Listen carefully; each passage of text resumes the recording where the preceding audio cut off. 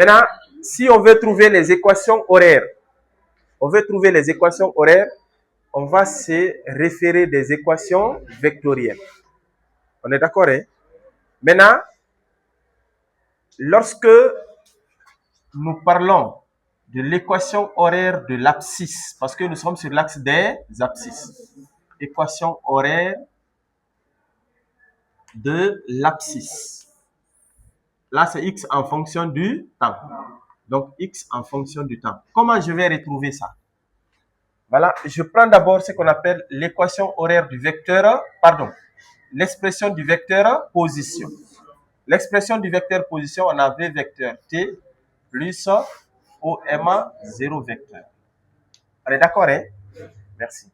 Maintenant, à ce niveau, il ne faut pas oublier que la vitesse, on est sur l'axe des abscisses, non?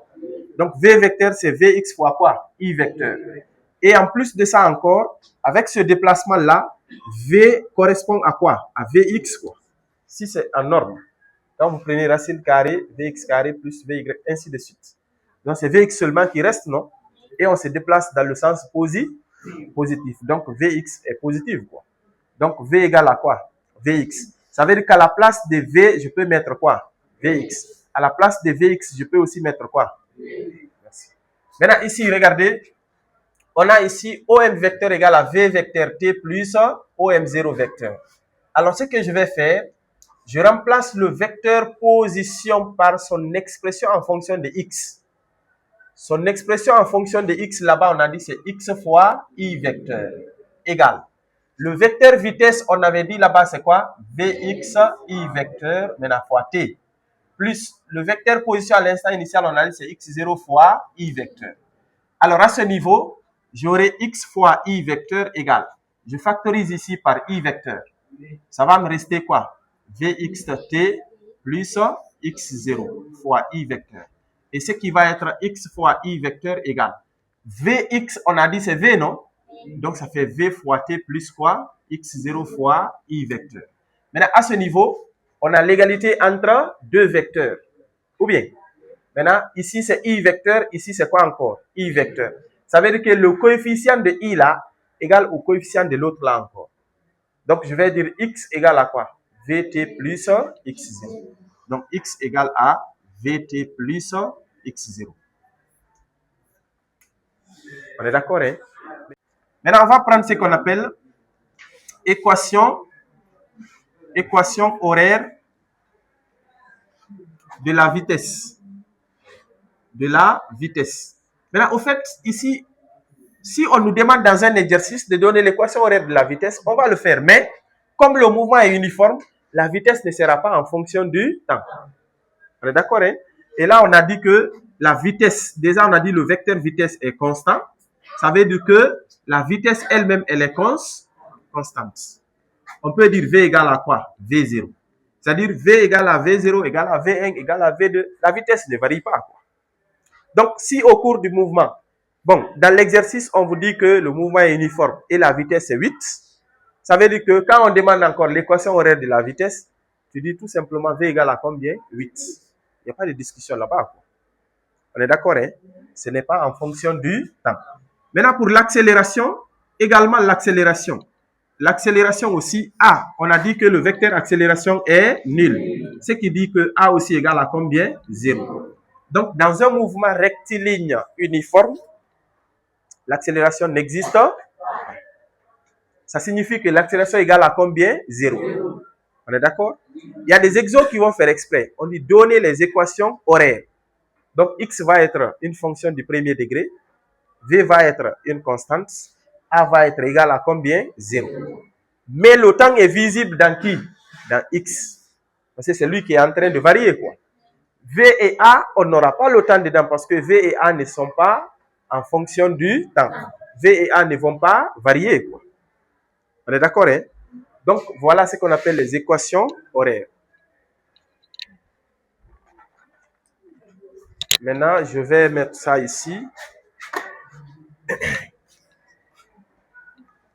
Les équations horaires, on a quoi? X égale à quoi? Vt plus x0. V égale à quoi? V0.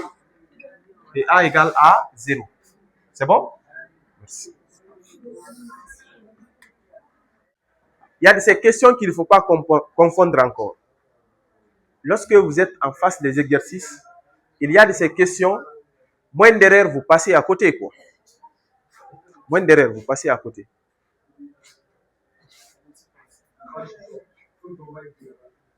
Maintenant, quelles sont ces questions-là? C'est ce qu'on appelle l'équation horaire du mouvement. En fait, les équations horaires du mouvement et ce qu'on appelle distance parcourue. Équation horaire et distance parcourue, on ne confond jamais ça. Il ne faut jamais les confondre. Ce n'est pas la même chose. Mais malheureusement, vous allez voir certains, quand on dit équation horaire, ils prennent directement x égale à vt plus x0. Quand on demande distance parcourue, ils vont dire x égale à vt plus x0. Ça ne se fait pas, quoi. Il faut connaître d'abord c'est quoi l'équation horaire et c'est quoi la distance parcourue. Maintenant, l'équation horaire, c'est quoi? Si vous prenez ce qui est là, ça c'est l'origine. Ici, c'est la position initiale. Ici, c'est la position à un instant t.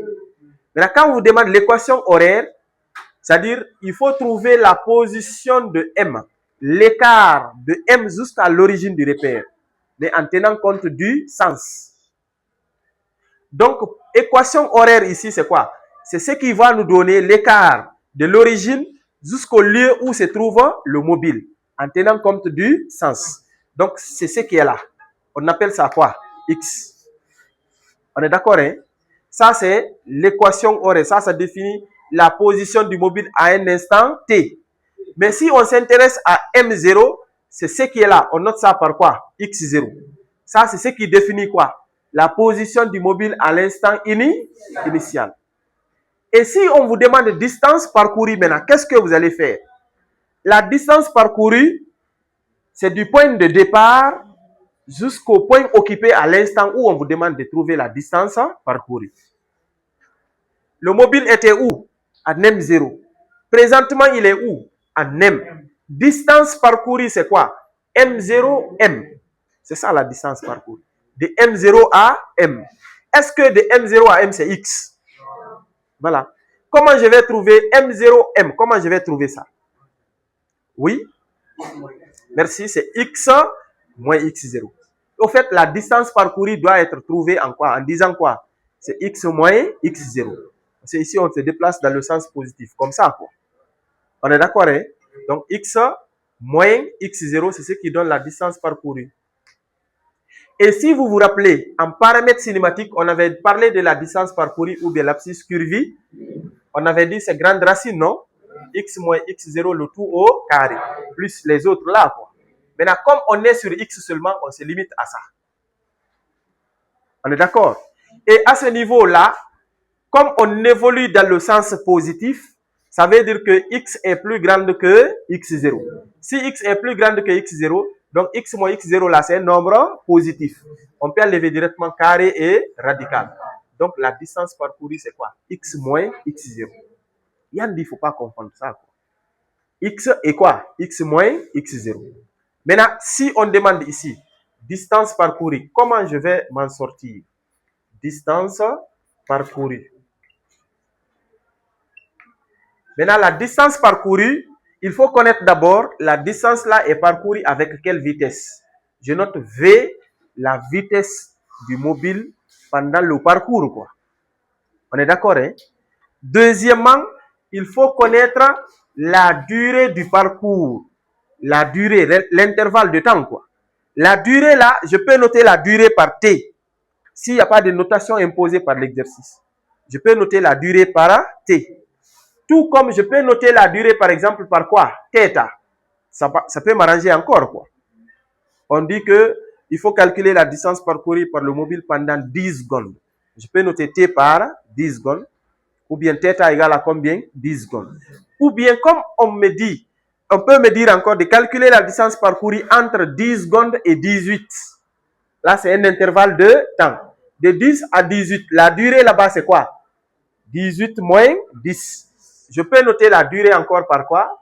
Delta de t. Ou bien je mets quoi? T final moins t initial. Donc, toutes ces notations-là, c'est à toi de voir maintenant. Qu'est-ce que tu vas faire si l'exo n'exige pas une notation? Maintenant, la distance parcourue maintenant, la distance parcourue, si je note la distance par D, je dois comprendre que cette distance est x moins quoi? X0. Mais dans le cas où je me déplace dans le sens positif, si on se déplace dans le sens négatif, par là, si on va de l'autre côté, c'est x0 qui est plus grand que quoi? X. En ce moment, en enlevant ici carré et radical, le nombre qui est le positif, non? Ça devient valeur absolue. Et comme le nombre est négatif, j'allais dire, comme le nombre est négatif, la valeur absolue devient maintenant quoi? L'opposé. En ce moment, c'est x0 moins quoi? X. Mais tout va dépendre du schéma que tu vas adopter dans l'exercice. On est d'accord, hein? Mais généralement, on se déplace dans le sens positif. Alors, la distance, on va prendre quoi ici? X moins x0. On est d'accord? Maintenant, x moins x0, là, je l'applique lorsque je connais quoi? La position finale et la position initiale. Mais c'est possible que l'exercice, au lieu de me donner les positions, il me donne tout simplement la vitesse et la durée. Et qu'est-ce que je vais dire? On a dit D égale à x moins x0. Et ça va être quoi? Et regardez comment ça marche. On me dit, c'est A le départ et c'est B l'arrivée. On me dit la vitesse ici, supposons, c'est 5 mètres par seconde. Maintenant, 5 mètres par seconde veut dire quoi? À chaque 1 seconde, on parcourt combien? 5 mètres. 1 seconde, on parcourt combien de mètres? 5 mètres. Maintenant, si on me dit maintenant la durée ici, c'est 3 secondes. Ça veut dire que première seconde, on met combien de mètres? 5 mètres. Deuxième seconde, on met combien? 5 mètres. Troisième seconde, on met combien? 5 mètres. La distance parcourue, c'est AB, non? Elle va être quoi? 5 plus 5 plus 5. Autrement, elle va être quoi? 5 fois combien?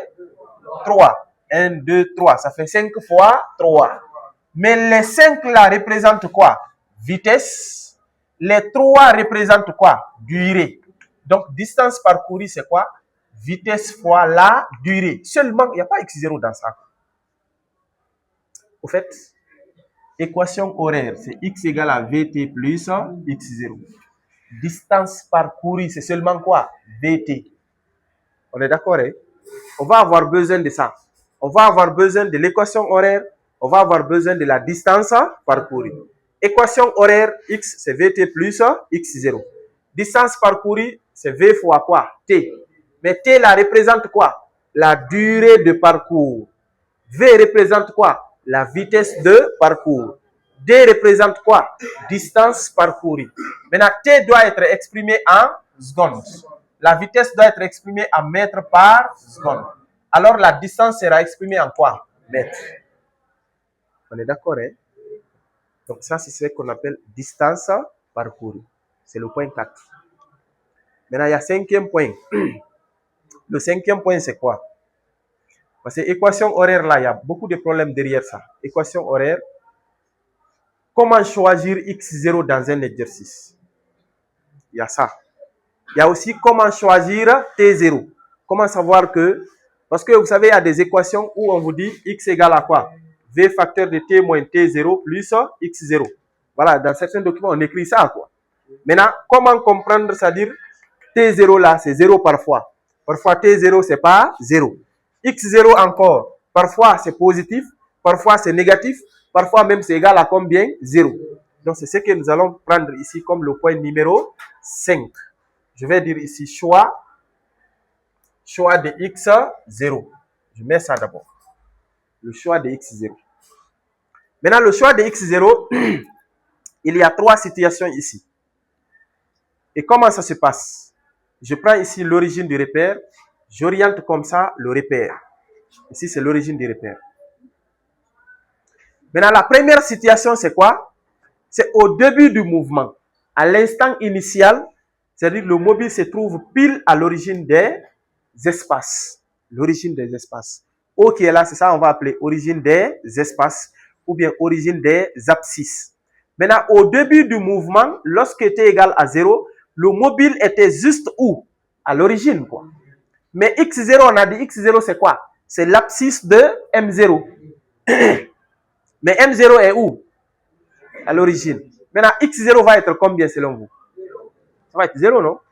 Donc, si dans l'exercice, vous comprenez que le mobile bouge à partir de l'origine des espaces, sachez que x0 égale à combien? 0. Donc là, je vais dire ici quoi? Premier cas, le mobile bouge à l'origine des espaces. À l'origine des espaces. Si le mobile bouge à l'origine des espaces, c'est que x0 doit être combien? 0. Maintenant, il y a le deuxième cas. Le deuxième cas, c'est quoi? Dans l'exercice, on vous dit, à l'instant initial, le mobile est à 4 mètres de l'origine. Après celle-ci, ou bien on vous dit quoi? Avant celle-ci. Ça veut dire qu'à l'instant initial, le mobile n'est pas à l'origine. Mais le mobile est à combien de mètres de l'origine? 4. Mais les 4 là, ça peut être après l'origine, ça peut aussi être quoi? Avant l'origine. Si c'est après l'origine, c'est par là quoi. Vous regardez la flèche, c'est le sens là. Supposons que le mobile était là à l'instant initial. On a fini avec ça, hein? On est ici maintenant. Ça, c'est le deuxième cas. C'est-à-dire le mobile était à une distance, je vais appeler cette distance-là D. Mais ça se trouve où? Après l'origine. Maintenant, on appelle ça le mobile bouge après l'origine.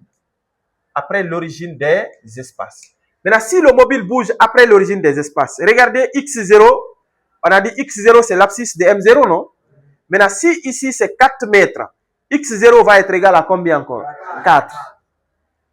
x0 va être égal à 4. Pourquoi 4? Parce que de m0 à O c'est 4 et m0 se trouve dans le côté positif. Donc, je prends x0 égale à combien? 4. Dans cette situation, x0 c'est plus d. Je prends d ici comme distance qui sépare m0 à l'origine. Maintenant, la troisième situation, c'est quoi?